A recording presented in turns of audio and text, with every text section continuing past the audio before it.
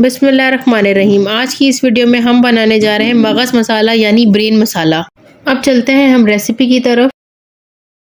यहाँ मैंने ले लिए हैं बकरे के 2 मगज़, इसको अच्छे से धो लिया।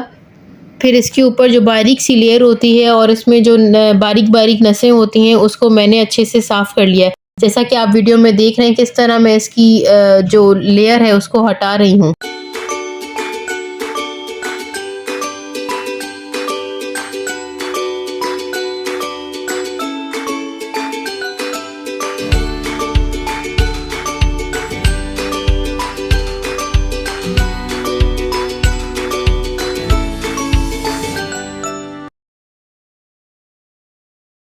सॉसपैन में मैंने 2 गिलास पानी शामिल कर दिया, इसमें उबाल आ चुका है। अब हम इसमें मगज़ शामिल करेंगे और 2 से 3 मिनट तक इसको इसमें उबालेंगे।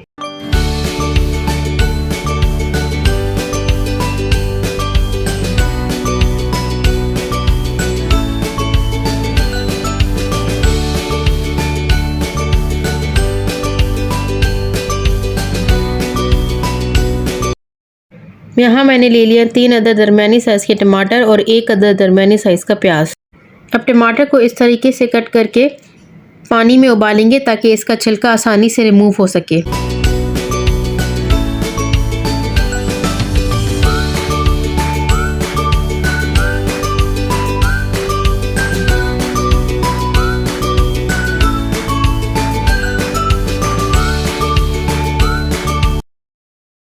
यहाँ फ्राइंग पैन में हाफ कप ऑयल शामिल किया। प्याज को बारीक चॉप करके ऑयल में शामिल कर दिया।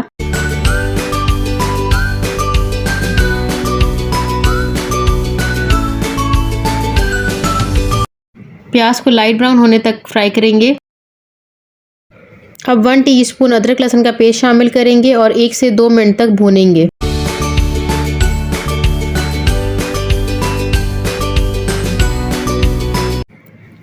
टमाटर के छिलके उतार के उसको बारीक काट के इसमें शामिल कर देंगे।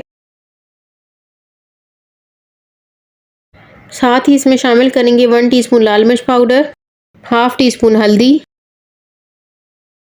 हाफ टी स्पून ज़ीरा पाउडर और 1 टीस्पून धनिया पाउडर। अब हम इसको अच्छे से मिक्स करेंगे।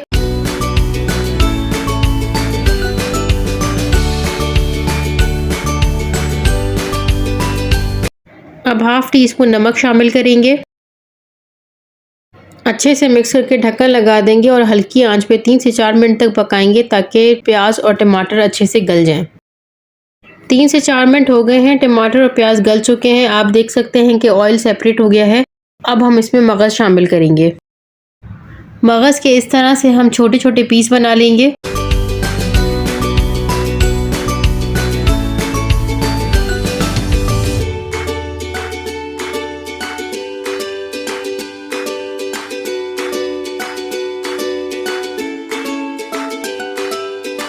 तीन से 4 हरी मिर्चें बारीक काट के शामिल करेंगे। अब हम इसकी अच्छे से भुनाई करेंगे क्योंकि जितनी ज़्यादा हम इसकी भुनाई करेंगे उतना अच्छा टेस्ट आएगा।